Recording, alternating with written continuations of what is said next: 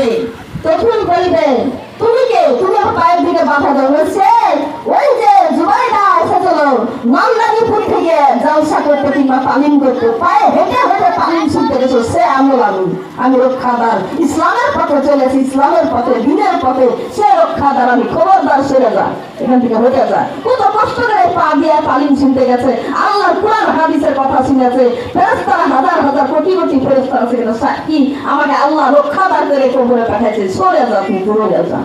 বলো না সুবহানাল্লাহ। তখন সে মাটি কোনো চান্স পাবে না, ৭৭ গজ প্রশস্ত হয়ে যাবে কবরের মাটিতে। এটা আমার কথা না, বিশ্ব নবীর হাদিস। বলো না সুবহানাল্লাহ। এবার তখন একজন আমল, তখন এবারে মুর্দা ব্যক্তি ওই আমল গুলাকে ডাক দিয়ে বলবে আমলদার, তোরা তো রক্ষা করে ফেললি, কবরে কোনো আযাব দিতে দিলি না, যদি কোনো দিকের আমল যদি সামান্য পরিমাণে দুর্বল হতো, তো আমি একজন দিয়েছিলাম, আমি হচ্ছে তুই, তখন তখন এই আমল বলে এই ৫টা আমলে জিজ্ঞাসা করবে, ৫টা হচ্ছে না, ১ ২ ৩ ৪, ৪ হচ্ছে, ৪টা আমলে জিজ্ঞাসা করবে, তুমি ওপরে কবর ওপরে দাঁড়িয়ে দাঁড়িয়ে রক্ষাদার ছিল, তুমি আমার কে, তুমি তার, আমি সবুর, সে দুনিয়াতে ধৈর্য করেছে, সবুর করেছে, খাতে না পারলেও কাজ সামনে বলেনি, কেউ একটা গালি দিলে তাকে গালি দিয়ে শোধ করেনি, কেউ একটা আঘাত দিলে আঘাতের প্রতিদান করেনি, প্রতিদান দেয়নি, সে সবুরদার, সে রোগে বালায় কত কষ্টের উপর আল্লাহর ইবাদত করেছে, ধৈর্যশীল সে ছিল, সে আমলদার আমি। তো তোরা যখন কবরটাকে রক্ষা করে নিলি, আমার দরকার হলো না, আমি কঠিন কিয়ামতের দিন আমি মিজানের পাল্লায় চেপে দেবো, আর আমি আমলকে ভারী করে দিব। সুবহানাল্লাহ। এরকম যদি হতে পারা যায় তবেই কবরে যে লাভ আছে। আর বেনামাজি হয়ে যাবে মা বোনের, আমার কবরে যায় না, কঠোর আযাব, কতটা এই বর্ণনা পড়তে যে মাথা খারাপ হয়েছে আমাদের। বলছে একটা বেনামাজি শুরু থেকে বলছে কোনো দোয়াটা কবুল করে না, আল্লাহ তাকে এতটাই ঘৃণা করে, সুবহানাল্লাহ বলেন, এতটাই ঘৃণা করে, তার মুখের কোনো দোয়া আল্লাহ কবুল করতে চায় না। বলে ও আল্লাহ নাফরমানি বান্দি, তুই এই মুখখান দিয়ে দোয়া করিস, তুই কখনো তুই আমাকে সিজদা করিস না, তুই আমাকে দোয়া করিস, তোকে আমি এতটা আমি রাজত্বের, আমি সারা পৃথিবীর জিনিস তোকে খাওয়াচ্ছি আমি, তাই না? আল্লাহ বলেন, আল্লাহ বলবেন এই কথাটা, এই বান্দি তুই শোন, তোকে কোরআনের ৮২ জায়গায় আমি হুকুম করেছি তুই নামাজ পড়, ১ জায়গায় না, ২ জায়গায় না, ৫ জায়গায় না, ১০ জায়গায় না, ২০ জায়গায় না, ৩০ না, ৪০ না, ৫০ না, ৬০ না, কোরআনের ৮২ জায়গাতে একটা কথা আমি বলেছিলাম যে আকিমুনাস সালাতা ওয়া আতুজ যাকাতা, তোমরা পয়সা ধন দৌলত থেকে তার যাকাত বের করে তুমি আল্লাহর রাস্তায় ব্যয় করে দাও, আর তুমি সিজদায় লুটিয়ে পড়ো, আকিমুস সালাতা, আকিমুস সালাতা, আকিমুস সালাতা। কোরআনের ৮২ জায়গায় বলেছি, ও বান্দা বান্দী তোমরা শোনো, তোমাদের জীবনে যদি মনে দুঃখ থাকতে পারে, আমি আল্লাহর দুঃখ আছে।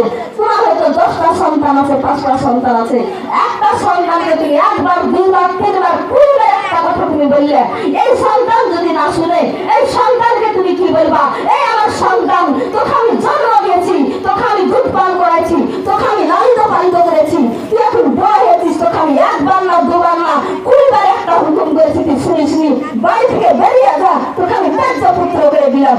তুমি মা যদি বলতে পারে কথাটা, আমি আল্লাহ বলবো একদিন ওই কবরে যেদিন যে তুমি সাইত হবা, ও বান্দা তোকে আমি চিনি না, তোকে ফেরেশতারা জাহান্নামে ঢুকিয়ে দে। তোকে আমি কোরআনের ৮২ জায়গাতে একটাই হুকুম করেছিলে, আমি একটাই হুকুম করেছিলাম, আমি আল্লাহ বলেছিলাম আসসালাতু মিফতাহুল জান্নাত, আসসালাতু মিফতাহুল জান্নাত, আসসালাতু মিফতাহুল জান্নাত। জান্নাতের চাবি হচ্ছে নামাজ, জান্নাতের চাবি হচ্ছে নামাজ। আসসালাতু মিরাজুল মুমিনিন, যে বান্দা বান্দী নামাজ পড়ে সে বান্দা বান্দী আমার সঙ্গে ৫ বার আমার সঙ্গে মুলাকাত, সাক্ষাৎ করে, দেখা করে, দিদার করে, সেই দিদার কি করিসনি, তোকে জাহান্নামে ফেরেশতারা নিয়ে যায়। আমি তোকে চিনি না, আমি তোকে জানি না, তোকে আমি কোনো রকম তোর জন্য আমি আল্লাহ উদ্ধার করবো না, আমি উদ্ধার তোকে করবো না, আমি তো আল্লাহ তোকে উদ্ধার করতাম, সেই উদ্ধার আমি করবো না। বলেন একবার নাউযুবিল্লাহি মিন যালিক, আল্লাহ যদি আমাদেরকে উদ্ধার না করে কি হবে তাহলে বলেন আমার সোনামুখীরা। আচ্ছা, এরকম মানুষ আপনাদের দেশে নাও থাকতে পারে, আমার এটা ওয়াজটা আমি করছি, বুঝতে পারছেন আমার কথা? আমি বক্তা তাই বক্তব্য দিচ্ছি। আমার সোনামুখীরা, নামাজ পড়তে হবে, নামাজ যদি না পড়া যায় কোনো দোয়া কবুল হবে না। এটা হাদিস শরীফের কথা, বুখারী সেই হাদিসের কথা। যে বান্দি নামাজ পড়ে না, যে বান্দা নামাজ পড়ে না, তার মুখের দোয়া আল্লাহ কবুল করবেন না। তাকে ইসলাম থেকে খারিজ করে দেওয়া হবে। তার বাড়িতে রহমতের ফেরেশতা আসবে না।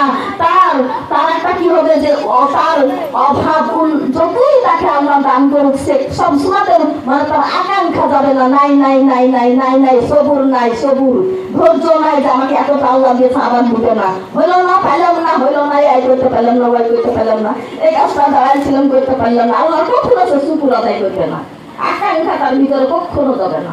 এটা বলছে, এটা নমাজ না পড়লে এটা কখনো ভিতরে যাওয়া যন্ত্রণা ওর ভিতর করবে না। কোনো সময় সব সময়তে হাই হাই করবে, নাই নাই নাই নাই নাই নাই করবে। কথাটা ঠিকই না? হাদিসের কথা কখনো মিথ্যা হয় না। 3 নম্বর 4 নম্বর তার দিন দিন দিন দিন মুখস্থ রোনা চলে যাবে। মরণকালে তাকে লাঞ্ছিত অপমানিত করে খিদার্ত অবস্থায় তাকে জান্নাত কবজ করা হবে। জান্নাত যখন কবজ করতে আসবে আজরাইল, তখন আল্লাহ বলে, আজরাইল আমার দুশমনের জান্নাত কবজ করে লেখা। আমার দুশমনের আল্লাহ যদি দুশমন বলে তার অবস্থাটা কি হবে বলেন? সুবহানাল্লাহ। আল্লাহ বলবেন আমার দুশমনের রূহটা কবজ করে নিয়ে। আর আমি হাদিস শরীফে ভালো করে পড়েছি, আজরাইল 12টা চোখ বার করবে। কয়টা? তার এত চেহারাকে খারাপ করবে, বলে ভয়ঙ্কর চেহারা করবে। তার এক হাত হচ্ছে পূব প্রান্তরে, একটা হাত হচ্ছে পশ্চিম প্রান্তরে, আসমানে মাথা জমিনে পা। এমন ভাবে তার চেহারা ভয়ঙ্কর করে 12টা চক্ষু বের করে আরো 500